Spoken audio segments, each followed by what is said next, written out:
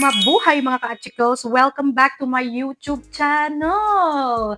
And for today's video, I am going to give you a tour in my kitchen featuring Gucci sunglasses, LV bag, Gucci belt, and gold jewelries. Charot lang! Mainit-init ngayon ang issue sa Pilipinas regarding flood control budget, Nepo babies, ghost projects. Kaya naisipan ko na yan ang magiging theme ng ating tour kitchen. Alam ko, malayo ang kanilang connection sa isa't isa, pero i-connect natin sila, okay? So let's go, mag-tour na tayo sa aking kitchen. Siyempre, unahin natin kaagad at i-flex natin agad ang aming fridge. At bago ko buksan ang aming fridge, kailangan kong ibaba ang aking Louis Vuitton bag kasi mabigat. At kailangan ko na ring tanggalin, of course, ang aking Gucci sunglasses, okay? So let's go, umpisahan na natin to. Oh, nakalak ang aming fridge. Honestly, hindi ko alam kung bakit nakalak ang aming fridge, no? Pero I just want to let you know, guys, mga ka-chicles, na ang lock ng aming fridge ay Gucci belt. So mahal po ang aming lock, no? So tatanggalin muna natin siya, okay? So ayan, natanggal na natin ang lock ng ating fridge. Unahin mo nating buksan ang left side, okay?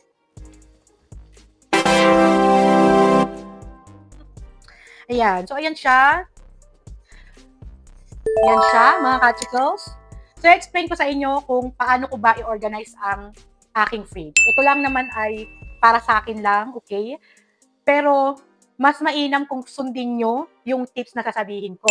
So as you can see, drinks, cheese, yogurt, dip, sauce, spread, dressing, eggs, another chips ulit or mga cold cuts meat sa drawer, and then mga leftover food. First drawer, yung mga fresh fruits, vegetables na hindi na kailangang lutuin, and then sa bottom yung mga vegetables na kailangan pang lutuin. So let me explain to you why I organize my fridge this way. Lagi nating tatandaan na yung mga beverages, mga food, sauces, dressing na hindi na kailangang dumaan sa fire or hindi na kailangang lutuin ay palaging nasa itaas ng shelf. Kasi kapag nagkaroon ng spill sa fridge and natuluan yung mga food na yon na hindi na kailangang lutuin, magkakaroon tayo ng cross-contamination sa food. Okay? So, yung ibang food may chance na masira kaagad kasi nga natuluan ng kung anong food from the top. Kapag nakain natin yon, possible na magkaroon tayo ng diarrhea and food poison. And also one thing, kapag nag-store kayo ng inyong leftover food, mga tirang ulam, dipping sauce, dressing, palagi pong i-store ito sa container. Palagi po itong takpan, palagi po itong lagyan ng takip, okay? Para hindi po ito malagyan ng mga ibang pagkain o matapunan. Ayan, so I hope I explained it well at may natutunan kayo. So isusunod naman natin ang aming freezer. Ayan, so as you can see, mga ka-chicles, nakikita nyo ang aming ice cream ay nasa itaas. Butter, frozen vegetables, and fruits. And yung mga ulam na pwedeng i-freezer. Yan, and then ito yung mga frozen food like longganisa, hotdog. Dito mga raw meat. And then sa first drawer, yung mga raw meat din. Dito sa bottom drawer ay mga fish, mga seafood. And dito naman sa door side, mga frozen vegetables na palagi kong ginagamit. Like mga peppers and mga dahon-dahon. And then as you can see dito, yung frozen food din. And then dito, actually frozen food din to. Ayan. And ito yung mga chilies ko. So siya nga pala mga ka-chicles, yung nakikita nyong paper dito, is recipe ito ng grandmother ng aking husband. Recipe niya ng butterscotch brownies and chocolate chips. Yan, so palagi itong nandito kasi palagi itong nire-request ng husband ko na lutuin ko. And dito naman ay ang doctor ni Don, ang kanyang pedya, and ang aming souvenir nung pinanganak ko siya. Ito ang golden ticket na, so we need this golden ticket to be released in the hospital. So kapag wala ka nito, hindi ka nila i-release sa hospital, hindi ka makakauwi. At dahil tapos na tayong i-raid ang aming fridge, Sunod naman natin ang aming kitchen cabinet. So, let's start sa cabinet na to. So, makikita nyo sa cabinet na to, mga syrup, spread, pancake, drinks, mga timplahin, coffee cups, kasi nandito ang aking best friend, ang aking Keurig or coffee maker. And then, on this cabinet naman, ay ang aming makasalanang cabinet. Andyan yung aming mga canned goods, chips, mga junk food. So, you know, mga unhealthy food yung mga nandito. So, ito ang ating makasalanang cabinet. Ito naman ay for the crackers, biscuits, croutons, para sa salad. And, next naman, ito, nakikita nyo naman ang ating healthy cabinet. Kung may makasalanang cabinet, may healthy cabinet. So, ito yung lalagyan ng mga granola for the milkshake. And itong cabinet naman na to ay mga cereal, pasta, mga oatmeal din, pero kumbaga parang porridge type siya. Nuts, mga condiments, soy sauce, mga pampalasa nandito. Dumako naman tayo sa side na to ng aming cabinet. Itong bubuksan kong cabinet ay ang aking favorite cabinet. Dahil ito ay naglalaman ng aking mga everyday use.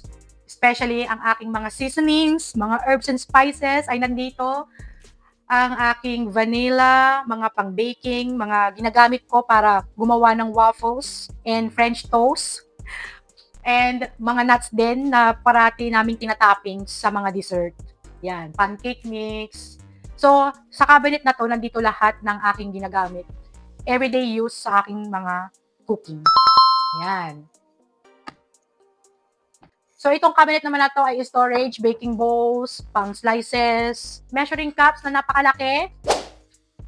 And next, dito naman ay mga appliances.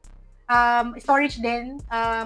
Crockpot, slow cooker, hand mixer, may yung mga appliances na palagi ko din ginagamit, steamer, and may mga gamot din dito. And nandito rin ang aming paper plates. Ayan, kung nakikita nyo. Andito ang aking best friend, ang aming paper plates. Yan. So, everyday use namin ng paper plates kasi hindi namin maharap ang maghugas ng pinggan. And ang the last but not the least na top cabinet ay ang aming glasswares, chinawares, ay nandito. Yan. So, isunod naman natin ang aming countertop. So, nandito ang gatas ni Don dahil parati ko yung ginagamit. Siyempre, vitamins. And, of course, water. So, inom muna tayo.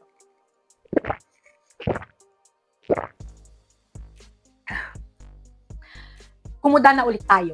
So, ito naman ang aking picture. Yan. So, itong picture na to mga ka-articles, it is called Brita.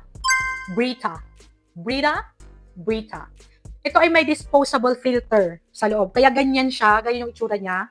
Usong-uso yan dito sa US kasi hindi sila gumagamit or bumibili masyado ng mga yung mineral water sa atin, sa Pilipinas. Yan. So, palagi silang may ganito. At saka, for emergency situation, yung mga tubig na galing sa poso na hindi safe inumin, ilalagay dito, then, i-filter, and then pwede mo nang inumin yung water. So, itong aking drinking water, palagi ko itong ginagamit, and then, i-refill ko lang yung tubig niya sa faucet. And yan, mainom ko na siya. Safe na siya. And then, so of course, itong aking best friend, Ren, ang aking rice cooker. Dito naman tayo sa aming drawers. Itong top drawer na to ay mga silverware. Ang laman, everyday use namin na silverwares. Second drawer is mga silverwares din. And ito naman ay mga pang-occasion namin na mga silverwares. And then, yung third and then the bottom drawer, hindi ko na ipapakita kasi nandyan yung mga abobot na mga plastic, mga manuals ng appliances na kinakalat-kalat lang ni Don at araw-araw nang kinakalat yan. So, hindi ko na bubuksan kasi wala namang kwenta yun dyan.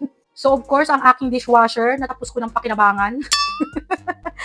Dahil katatapos lang niya mag-wash ng mga plates ngayon. Kaya ganyan, nakailaw siya ng white. So, kung mapapansin nyo, no, yung mga bahay sa US ay palaging may dishwasher. Kasi sa sobrang busy ng mga tao dito, hindi na nila maharap maglinis or maghugas ng mga pinagkainan nila. Kasi syempre, may mga pots ka pang gagamitin pag nagluluto ka, mga sandok, at ibang mga gamit sa kitchen na hindi kailangang i-dishwasher o hindi pwede. So, yung mga iba, lang yung hinuhugasan nila, hand wash. And yung mga pwedeng i-dishwasher ay nilalagay nila sa dishwasher para mabilis matapos ang trabaho. So, yun po yung reason kung bakit ang mga bahay dito sa US ay may dishwasher. Okay? Hindi po uso kasi ang katulong dito. Ang mahal. So, isunod naman natin ang aming sink. So, makikita nyo, meron akong phone stand dito na wood. Palagi itong nandito kasi kapag naghuhugas ako or nagtatrabaho ako dito sa kitchen, gusto kong manood. And then, kung makikita nyo, meron ditong garapon. Lalagyan ko yan ng mga bad oil. Yung mga oil na kailangan nang itapon. Hindi po ako nagtatapon ng oil sa sink kasi nakakabara yun. Or, basta, ayoko. Hindi ko gali. And then, nandito ang aking gloves. Kapag nag-hand wash ako, nagugas ako ng pinggan, yan, nag-gloves ako. Brush ng mga pots and pans. Dishwasher, of course. Faucet, of course. Ang aming, ayan, di ba? Censored faucet po yan. And of course, ang dish drainer. Yan. So, explain ko lang din sa inyo mga ka-articles, yung mga sink nila dito sa US ay iba. Okay? I'm not talking about the faucet that we have. Kasi depende yan sa tao kung gusto nila ng censored or hindi. Like that. So, I'm talking about the sink mismo, yung itong lababo nila. So, magkahiwalay siya, di ba? Sa pagkakaalam ko, mostly ng mga houses dito sa US din, yung sink nila ay meron silang food waste disposer. Okay? So, I will show you mga kachikas kung ano nga ba ito. Hindi po yan ang aking tinutukoy. Ito po. Ayan. So, mababasa nyo dyan, may food waste disposer. So, ganito po yan siya gamitin. Maglalagay ako ng peel ng apple. Ayan, lalagay mo dyan. Bubuksan mo ang water para madali siyang lumubog. Yan. And then may switch yan dito. Yan. Yan. I-switch mo yan siya.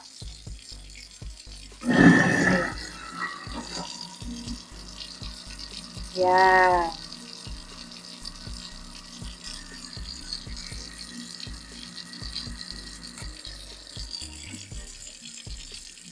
Yan.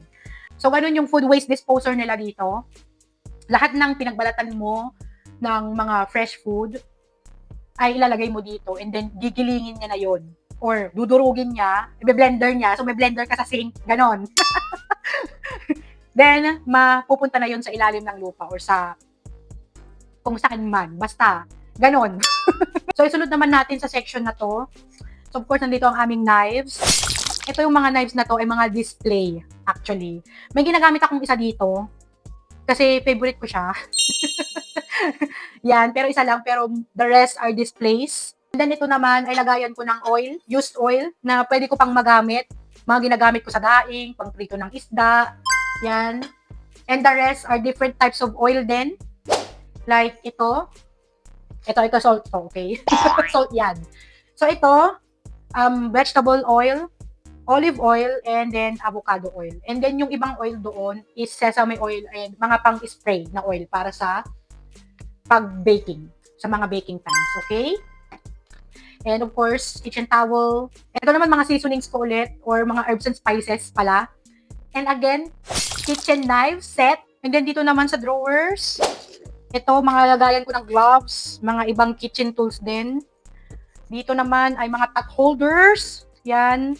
And dito, mga kitchen tools, mga, kung mapapansin nyo, puro black yung mga nandito. Kasi gusto ko talaga magkakasama yung mga magkakakulay, okay? So, mga tongs, yan. Ito everyday use ko to. Yan, mga pangluto. Isasama ko na yung drawers dito. Naman, ito mga panglinis yung laman nito. So, hindi ko na siya papakita. Mga panglinis dito sa kitchen, mga brush, sponges, dishwasher soap, yan. Itong cabinet naman na to ay mga lagayan ng mga containers or baunan. Ayan. Yan, ito naman ay mga pans. Yan, mga kawali. Ang mga nakalagay dito. Hindi ko alam kung nakikita nyo, pero mga kawali mga nakalagay dito.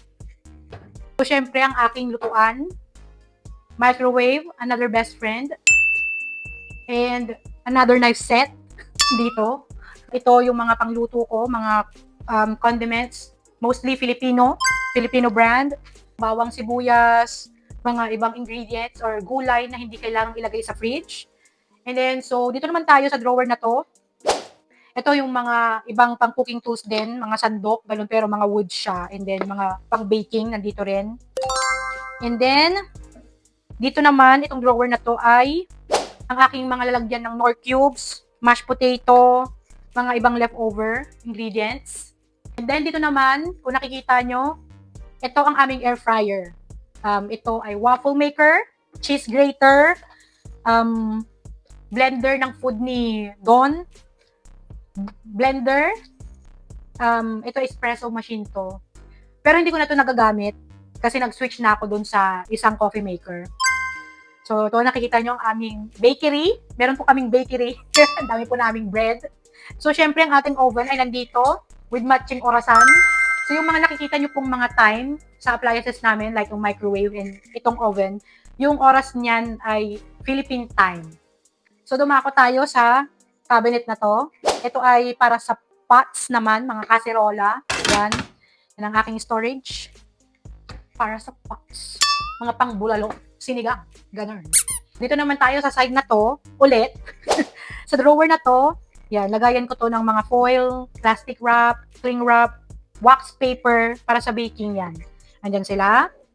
Dito naman, ay ang aking favorite drawer. Kung meron akong favorite cabinet, meron akong favorite drawer.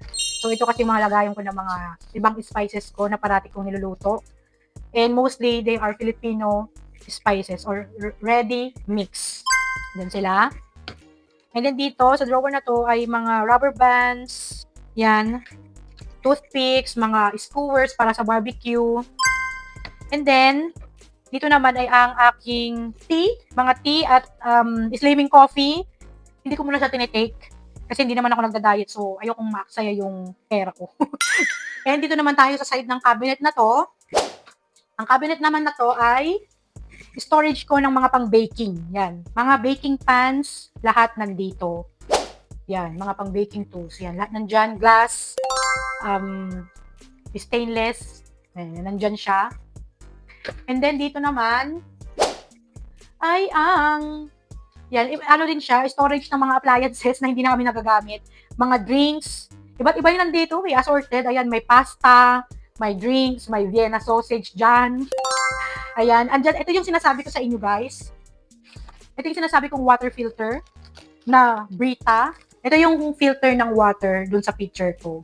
Papalitan mo yung filter na yan every after 3 months. Yun ang pagkakatanda ko. So, ito yun. So, nandito naman tayo sa last cabinet na ipapakita ko sa inyo. Itong dalawang drawers na to, hindi ko na ipapakita kasi mga abubot yung mga nakalagay dito. And then, dito, hindi nyo siya makikita. Dito ay mga Filipino goodies. Yan, munggo, mga beans. And then, dito naman sa drawer na to, ay ang mga flour, mga refill to, yung mga nandito usually. Sugar, mga dilata, mga sardines and Filipino goodies. Mga panggata. Yan yung mga nandito. Mga dilata na hindi ko masyadong niluluto or kinakain. Yung mga nandito. And then, papakita ko sa inyo guys ang aking pinaka-expensive na pagkain dito sa aking kitchen. Wow! At nandito siya sa cabinet na to. So usually, ang cabinet na to, ang mga nakalagay yung mga pang-salad na mga ingredients, like fruit cocktail, ganyan, condensed milk, yan yung mga nandito sa cabinet na to. And yung pinakamahal nating food na nandito sa aking kusina. Ayan. Kita nyo? Yan. Yan ang pinakamahal na pagkain na meron ako dito sa aking kusina. Ang Contractor's Sugar. Diba? Mahal kaya to. Contractor. Nako. Ikakaibang klase ng asukal ito, mga ka-chicos. Mabli. Dahil tapos na tayo sa aking kitchen area, ipapakita ko naman sa inyo ang aming pantry. Another trivia na naman tayo, mga ka-chicos. Karamihan ng mga bahay dito sa Amerika ay may pantry. Yan, kasi mahilig silang mag-imbak ng kanilang pagkain. And yung mga grocery stores nila dito ay malalaki. Like Costco, Sam's Club, at iba pa. Mga malalaki or bulky items yung mga binibenta nila doon. Kakailanganin nila ng pantry para paglagyan ng kanilang mga pagkain. So let's go, I'll give you a tour sa aming pantry. At ito siya. So kung mapapansin yung mga ka-chicles, yung pantry namin ay maliit lang. And hindi ko na kayang kunan yung sarili ko para ma-explain sa inyo in detail kung ano yung mga nasa loob. But of course, I will do my best para maipakita sa inyo kung ano yung nasa pantry namin. Let's go! Ayan, so mag-start tayo dito sa taas. Kung makikita nyo, mga nandyan is disposable cups, mga refill. Yung boxes dyan is drinks. Apple cider drinks siya. And then, dito sa second row, mga biscuits, noodles, mga pang-snack. Dito, ganun din. Noodles, snacks ni Don.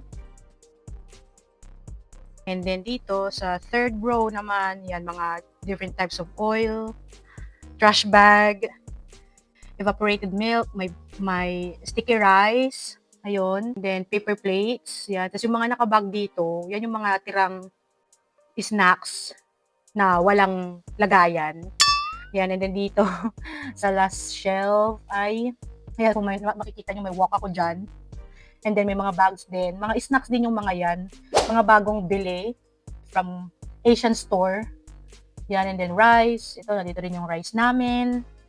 Sa section na to ay mga dilata, may biscuit din, ketchup, kung ano-ano, drinks, in can nuts. Hindi to, puro drinks. Yan. Coffee, olive can, dito, ganun din. Drinks, corn, kernel corn, tapos andyan din yung water. Maliit lang ang aming pantry, pero punong-puno.